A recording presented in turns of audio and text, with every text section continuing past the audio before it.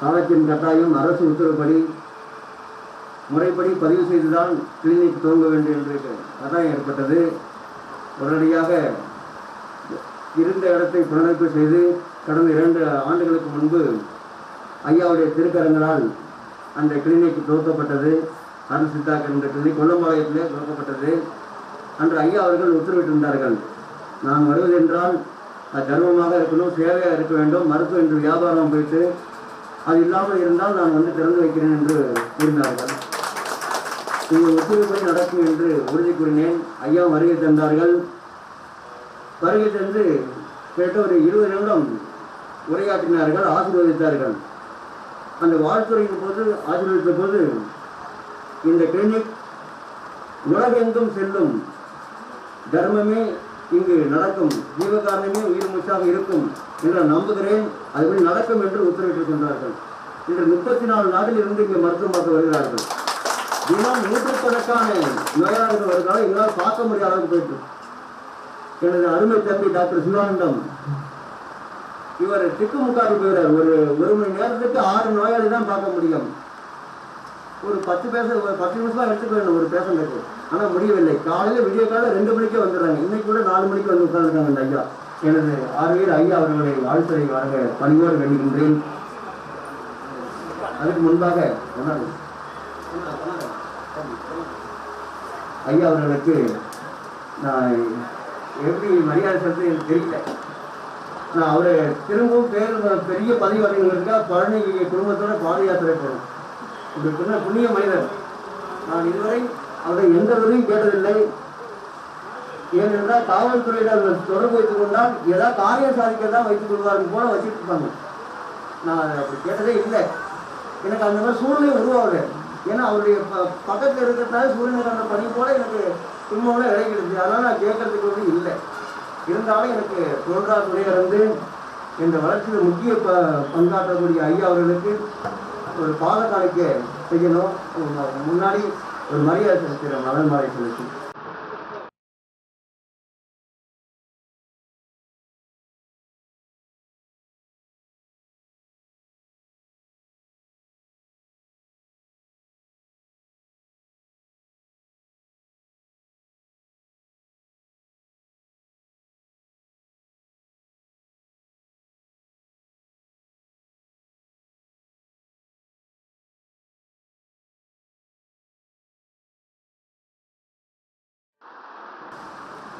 செந்தமிழே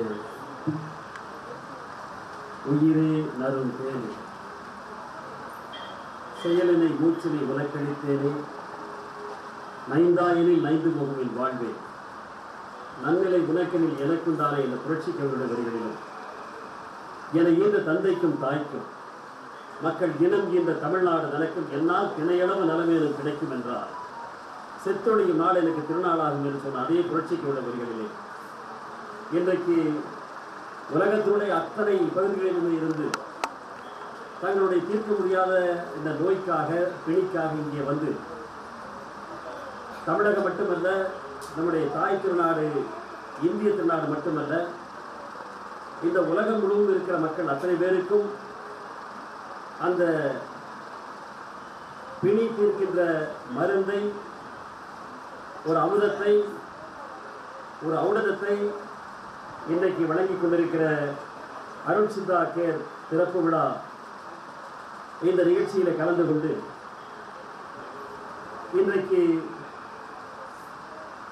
தலைமை பொறுப்பை ஏற்று இன்றைக்கு சத்தியஞான தீபத்தை ஏற்றி வைத்திருக்கிற அன்புக்கு மரியாதைக்கு உரிய ஐயா திருவண்ணாமலையை சேர்ந்த சாதி ஜானகிராமன் அவர்களே, சன்மார்க்க கொடி ஏற்றி வைத்திருக்கிற கருணைமிகு பொன் சிவஞானம் அவர்களே, ஈரோடு சமரச சுத்த சன்மார்க்க சத்திய சங்கத்தினுடைய மதிப்பிற்குரிய உறுப்பினர்களே, என்னுடைய அன்பிற்கும் பாசத்திற்கும் உரியவர், வாடிய பயிரை கண்ட போதெல்லாம் வாடிய வள்ளல் பெருமகனைப் போல இன்றைக்கு மருந்துகளை கொடுத்து வியாபாரமாக்கக்கூடிய இந்த சூழ்நிலையில் இலவசமாக நான் மருத்துவம் செய்கிறேன் என்று சொல்லி உலகத்திலே இந்த மருந்தை யார் கண்டுபிடித்திருந்தாலும் அந்த மருந்திற்கு நிச்சயமாக பேட்டன்ட் என்று சொல்லக்கூடிய காப்புரிமை வாங்கி இருப்பார். அது எனக்கு தேவையில்லை. எந்த மருந்தை நான் கொடுக்கிறேன் என்பதை வெளிப்படையாக நான் சொல்லுகிறேன். இந்த மருந்திலிருந்து தான் நான் கொடுக்கிறேன், யார் வேண்டுமானால் அந்த மருந்தை கொடுங்கள், எனக்கு காப்பீடு கூட தேவையில்லை என்று சொல்லி இன்றைக்கு தீர்க்க முடியாத ஒரு பிணியை தீர்த்து கொண்டிருக்கிற என்னுடைய நெஞ்சம் நிறைந்த நண்பர், என்னுடைய குடும்பத்தினுடைய நிரந்தர நண்பர், வாடிய பயிரை கண்டபோது வாடிய வண்ணல் பெருமங்களை தன்னுடைய திருவருளால், அவருடைய திருவருளால் தன்னுடைய இதயத்தில் ஏந்தி அவருடைய கொள்கைகளை, இன்றைக்கு சன்மார்க்க கொள்கைகளை தமிழகமெங்கு பரப்பிக் கொண்டிருக்கிற அன்புக்குரிய நண்பர் ஐயா அருள் நாகலிங்கம் அவர்களே, சித்த மருத்துவ பிரிவு மருத்துவர் ராஜசேகர் அவர்களே, சுந்தர்குமார் அவர்களே, சிறப்பு விருந்தினர் ஐயா வைத்தியநாதன் அவர்களே, தலைமை ஏற்றுக்கொண்ட சித்தர்விழாவுடைய தலைமை பொறுப்பேற்றிருக்கிற ராஜசேகர் அவர்களே, சண்முகம் அவர்களே, இந்த நிகழ்ச்சிக்கு சீரோடும் சிறப்போடும் நடந்து கொண்டிருக்கிற இந்த நிகழ்ச்சிக்கு வருகின்றிருக்கிற திருத்தணி தலைவர் கல்பஜோதி கருணாநிதி அவர்களே, நம்முடைய அன்புக்குரிய நண்பர் அருள் நாகலிங்கத்தை வழிநடத்துகின்ற ஆசானாக இருந்து இன்றைக்கு வருகின்றிருக்கிற அவருடைய பள்ளி ஆசிரியர்களே, இந்த நிகழ்ச்சியை சீரோடும் சிறப்போடு அமைத்திருக்கிற பெருமைக்குரிய இந்த சிறிய அழகிய ஆழமான விழாவினுடைய நல்ல நிகழ்வை இன்றைக்கு நடத்தி கொண்டிருக்கிற அன்புக்குரிய ஈரோடு வாழ் பொதுமக்களே, உங்கள் அனைவருக்கும் என்னுடைய இதய கணித்த மனமார்ந்த வாழ்த்துக்களை நான் தெரிவித்துக் கொள்வதை மற்ற மகிழ்ச்சி அடைகிறேன். எதற்காக இந்த விழா என்று சற்று நாம் சிந்தித்து பார்க்க வேண்டும். இந்த விழாவுடைய மைய கருத்து எதுவாக இருக்க முடியும் என்று சொன்னால், இந்த 2 ஆண்டுகளுக்கு முன்னால் இந்த மருத்துவ பிரிவை நான் தொடங்கி வைக்கும் போது இது உலகமெங்கும் சென்று சேரும் என்று நான் ஒரு வார்த்தை சொன்னேன். நான் ஏதோ ஒப்புக்காகவெல்லாம் அந்த வார்த்தையை சொல்லவில்லை. அவர் கொடுக்கிற மருந்து எப்படி இருக்கும் எனக்கு தெரியாது.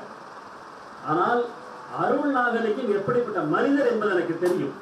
அதனால்தான் அவர் கொடுக்கிற மருந்து எதுவாக இருந்தாலும் அது நிச்சயமாக மக்களுடைய பிணியை தீர்க்கக்கூடிய மாமருந்தாக இருக்கும் நம்பிக்கையில் தான் அன்றைக்கு நான் சொன்னேன், இது உலகமெங்கும் சென்று சேரும் என்று சொன்னேன். அதே போல 34 நாடுகளிலே இருந்து இன்றைக்கு மருத்துவ ஆலோசனை பெற்று இன்றைக்கு அத்தனை நாடுகளுக்கும் அந்த மருந்து ஏற்றுமதி செய்யப்படுகிறது என்று சொன்னால், இதை விட இந்த மருத்துவ பிரிவை, சிகிச்சை பிரிவை தொடங்கி வைத்ததில் எனக்கு வேறு எந்த பெருமையும் இருக்க முடியாது.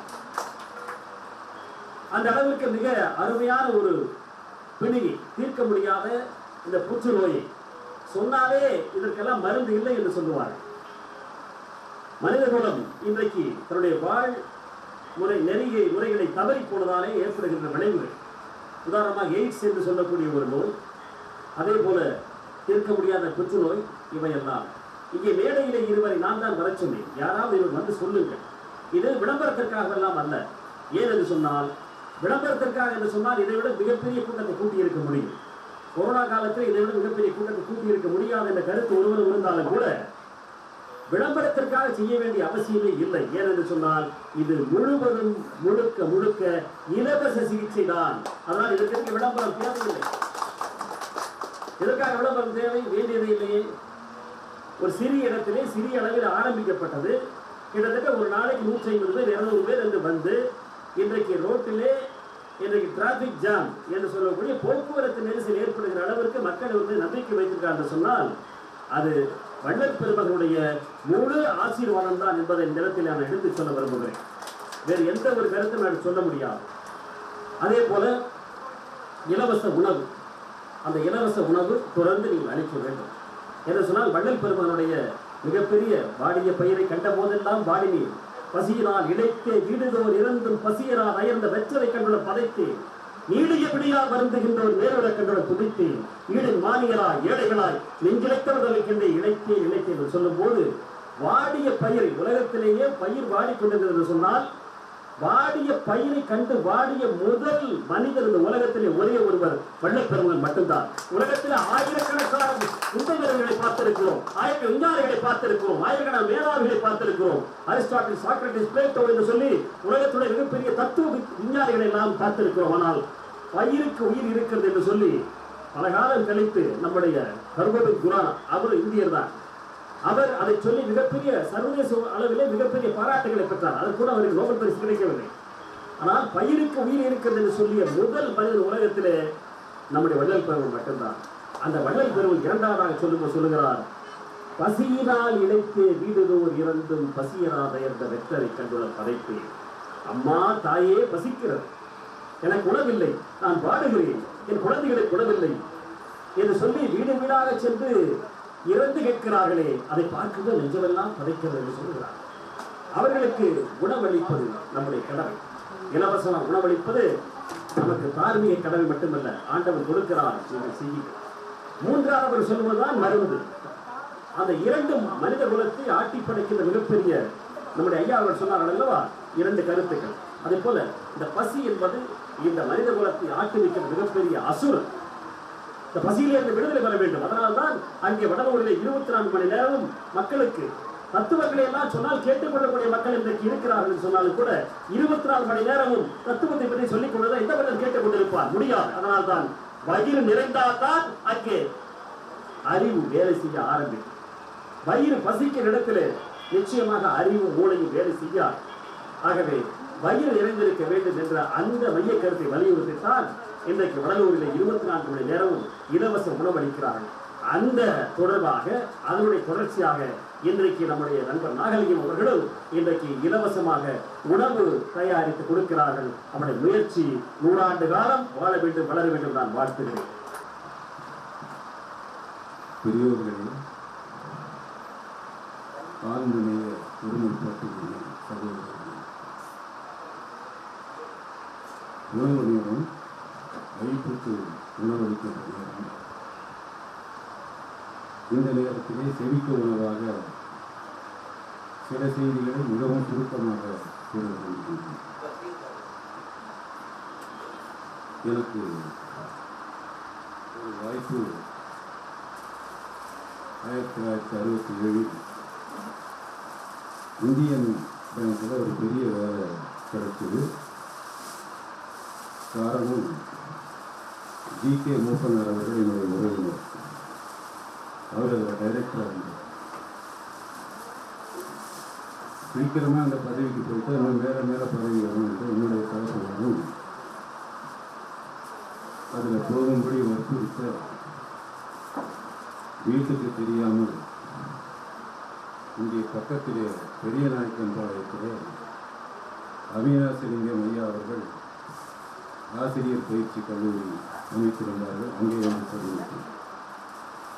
காரணம், அவினாசிலிங்கம் ஐயா அவர்கள் மகாத்மா காந்தியோடு இருந்து பாடுபட்டார்கள், சிறை சென்றார்.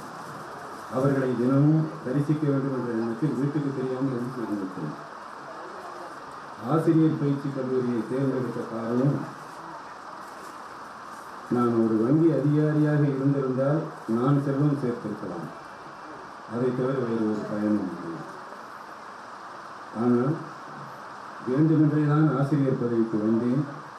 வந்ததனுடைய பயனை நாகரிகத்தின் மூலமாக எந்த பதவியிலும் அந்த பதவி இருக்கின்ற காலத்தில் தான் மரியாதை. ஆனால் ஆசிரியர்களுக்கு வாழ்நாள் முழுவதும் அவர்களுடைய வாழ்நாள் முடிந்த பிறகும் மரியாதை மாணவர்களுக்கு. இப்போது இங்கே கூட ஒரு மாணவர் தான் வந்திருக்கிறார். 50 ஆண்டுகளுக்கு முன்னால் என்னிடம் படித்தோம். ஆசிரியர்களுக்கு அப்படி ஒரு செல்வாக்கு ஒரு நாட்டின் ஜனாதிபதிக்கு இல்லாத செல்வாக்கு. அந்த பதவியை தேர்ந்தெடுத்துக் கொண்டது சரிதான் என்பதற்கு நிறைய சம்பவங்களின் வாழ்நாளிலே நடைபெற்றுக் கொண்டே இருக்கின்றன. முதலிலே இந்த மருத்துவமனையை பார்க்கின்ற போது நாகரிகத்தை ஏதோ தயார் செய்துவிட்டு வேறு சில ஆய்வுகளால் நான் தனியாக சென்றுவிட்டேன். ஏறத்தாழ நாகரிகத்தை தனியாக விட்டிருக்கேன். நான் எங்கே அலைந்து கொண்டிருந்தாலும் இந்த மாணவனுடைய நிலை எப்படி இருக்கிறதோ என்று ஒரு கவலை இருந்தது. அது பாரியா அவர்களால் எனக்கு அந்த கவலை தீர்ந்துவிட்டது. 2 ஆண்டு காலமாக பாரியா அவர்கள் எந்த பாதுகாப்பை எப்படி தர வேண்டுமோ அப்படி தந்தவனோ நான் கொஞ்சம் வெளியிலே என்னுடைய பணிகளை நிம்மதியாக செய்ய முடிந்தது. அதனால் அவர்களுக்கு என்னுடைய நன்றியை தெரிவித்துக் கொள்கிறேன். காவல்துறையிலே இப்படி சில அதிகாரிகள் மிக அரிதாக கிடைக்கின்றார்கள். எப்படி முதலமைச்சர் பதவியிலே ஒரு காமராஜர் அறிதோ அப்படித்தான் காவல்துறையிலே பாரியையா போன்றவர்கள் அறிவு. அது நாகரிகத்தினுடைய பாக்கியம், என்னுடைய பாக்கியம். இதற்கிடையில் நேரமின்மையின் காரணமாக சில செய்திகளை, இந்த மருத்துவமனை தொடங்கப்பட்டதனுடைய நோக்கம் புற்றுநோய் மருத்துவம்.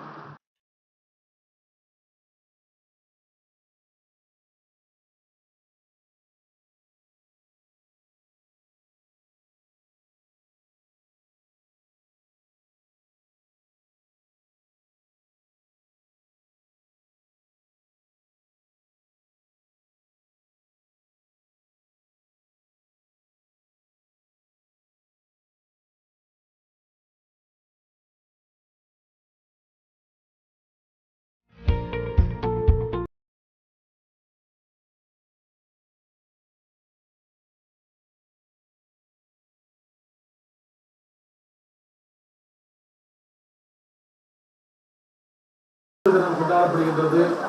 சித்தர் தினத்திலே சித்தர் மையம் துவக்கப்பட்டிருக்கின்றது. அதற்கு மனமார்ந்த வாழ்த்துக்களை தெரிவித்துக் கொள்கின்றேன். அருள்நாமலிங்கம் அவர்கள் ஒரு பெரும் முயற்சி செய்து பெரும் சேவையை செய்து கொண்டிருக்கின்றார்கள்.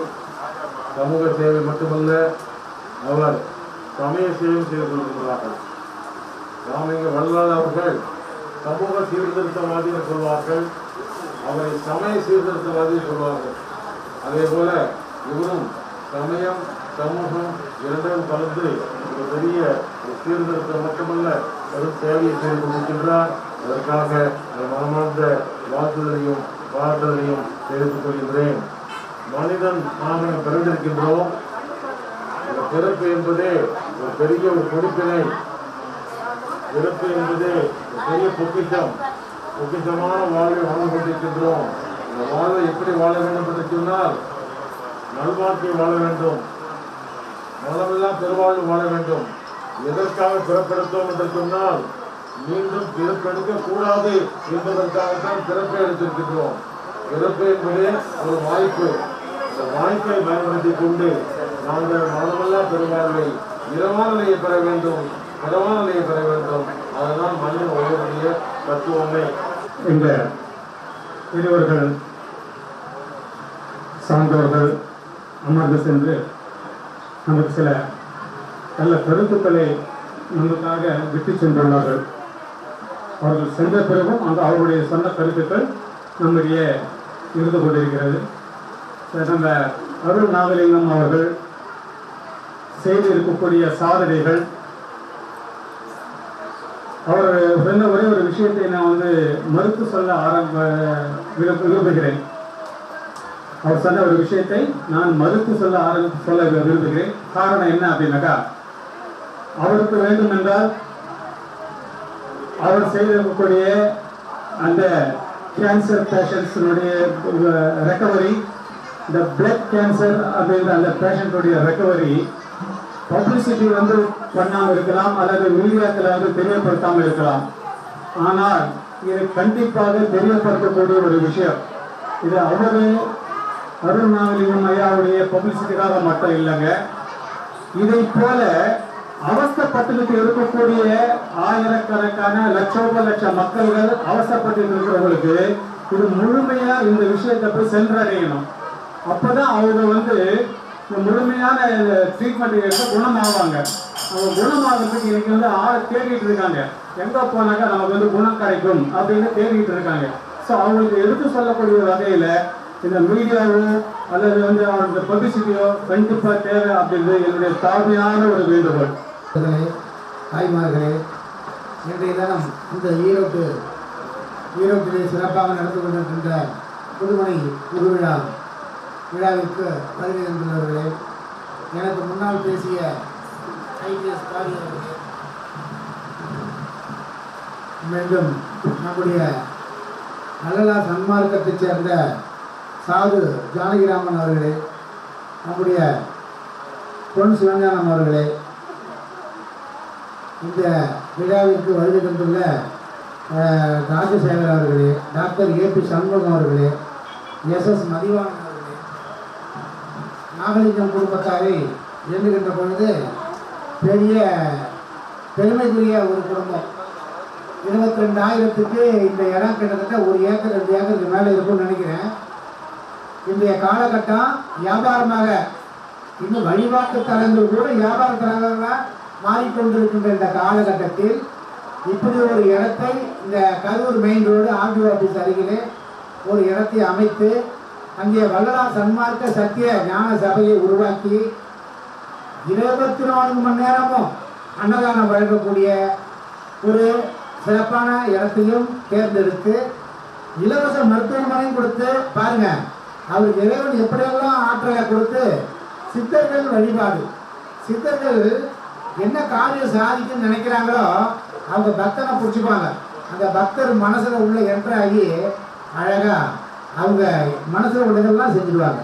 அதுபோல வல்லல் பெருமான் நம்முடைய அருள்நாகலிங்கத்துடைய மனசுல உள்ள பூந்து இந்த மாதிரி இந்த இடத்துல செய்ய சொல்லி அந்த அந்த சிறப்பான ஒரு நிகழ்ச்சிக்கு நம்ம எல்லாம் கலந்துக்கிறதுக்கு வாய்ப்பு தந்த அவருடைய குடும்பத்தாருக்கும் என்னுடைய அழைப்பை ஏற்று இந்த விழாவிற்கு வருகை தந்துள்ள டாக்டர் ஐயா சையத் அலி அவர்களுக்கும் அவருடைய காவல்துறையைச் சேர்ந்த ஐயா அவர்கள் சாரங்கன் அவர்களுக்கும் மற்றும் என்னுடைய உடன்பிறவா சகோதர சகோதரியாக இருக்கின்ற சிவலட்சுமி அம்மையார்களுக்கும் என்னுடன் ஒரு சிறந்த சேவையாக இருந்து கொண்டிருக்கின்ற அம்மையார் சுசிலா அம்மையார் அவர்களுக்கும் என்னுடைய பாண்டிச்சேரி புதுவை மாநிலத்தைச் சேர்ந்த பில்டர்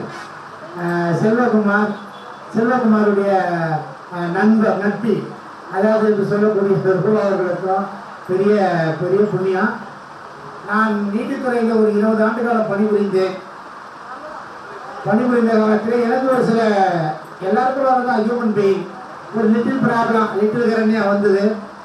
ஆங்கில டாக்டரிடம் ஆலோசனைக்கு சென்று அவங்க நீங்கள் உடனடியாக ஆப்ரேஷன் பண்ணி ஆகணும், இல்லைன்னா பிளட்டு போட்டு heart it will first any time என்று சொல்லி எனக்கு ஒரு எச்சரிக்கையும் பயமும் காட்டினார்கள். சரி, இருந்தாலும் நான் யோகாவில் ரொம்ப ஈடுபாடு. யோகாண்டு நேச்சுரோபதியில் இந்த தினம் அதாவது டிப்ளமா, எம்எஸ்சி, அப்புறம் எம்ஃபில், பிஹெச்டி வரைக்கும் அதில் ரொம்ப ஈடுபாடு படித்து கொடுத்துள்ளேன். காரணம், யோகா மாஸ்டர்கிட்ட போய் கேட்டேன், ஐயா இதுக்கு என்ன இந்த ப்ராப்ளம் அவுட்டு சால்விட்டுன்னு. ஒன்றும் வேணாம், நான்வெஜிடேரியனை கொஞ்ச நாளைக்கு நிறுத்து, முடிஞ்சால் பர்மனெண்ட்டாக நிறுத்து, அன்டைமில் சாப்பிடாத, அன்டைமில் தூங்காத, no disease, no tension, no disease, no disease, no doctor, no doctor, no medicine, no medicine, no expensive. உன் லைஃப் நல்லா இருக்கும், ஒன்னால் உன்னை தேடிட்டு வரவங்க லைஃப்பும் நல்லா இருக்கும், அது இறைவனுடைய அருள் அப்படி என்று சொன்னாலே அன்னிலேருந்து நாங்கள் இன்னை வரைக்கும் கடைபிடிச்சிட்டு இருக்கிறேன். இன்னை வரைக்கும் ஆங்கில அலோபதி டாக்டர்கிட்ட போனதில்லை, அனாவசியமாக போகிறதில்லை. அந்த பெருமை எங்களுடைய ஞானகுரு ஐயா வள்ளல் பெருமான் திருவடிக்கு பெருமை. நம்ம ஐயாவை பற்றி பெருமையாக சொன்னார் பாருங்க, அருள்நாகலிங்கம். அவருடைய குருவை பற்றி இறைவன் யார் என்று சொன்னால் குருதான் இறைவன், இறைவன் தான் குரு. அவர் இறைவன் நேரடியாக வர முடியாது, மறைப்பொருள், அது மறைந்திருக்கின்ற பொருள். நம்ம வெளியில் தெரிகிற உறுப்புகள் மாதிரி இல்லை, வெளில கண்ணுக்கு தெரியாத உறுப்புகள், கண்ணுக்கு தெரியாத கடவுள் நமக்கு இறைவனாக குருவாக வழிகாட்டி இருக்கிறார். அவருக்கு இந்த தினம் அவருடைய குடும்பத்தார் நல்ல சிறப்பாக, என்னை பொறுத்த வரைக்கும் இந்த இடம் சன்மார்க் வள்ளலாருடைய ரிசர்ச் சென்டராக மாற வேண்டும். அதற்கு நாம் எல்லாம் ஒத்துழைப்பு தர வேண்டும். இரண்டாவது, இந்த வரிச்சலுகை இருக்கு பாருங்க, 12A, 12A, அப்புறம் 18G, அப்புறம் 32, 31, 32 கிளாஸ் 1, கிளாஸ் 2, இதெல்லாம் எதுக்குன்னா இப்போ அதிகப்படியாக வருமானம் உள்ளவங்க வச்சிருப்பாங்க குறிப்பிட்ட பணம். அந்த பணத்தை அவருக்கு நன்கொடையாக கொடுத்தால் அவன் அந்த பணம் கொடுக்குறவங்களுக்கு வரிச்சலுகை கிடைக்கும். அதனால் மக்களுக்கு பொது நன்மையும் கிடைக்கும். இந்த மாதிரி இலவசமான நிகழ்ச்சிகளை நடத்துவதற்கு அந்த மாதிரி வரிச்சலுகையுடைய பணங்கள் தான் மிக மிக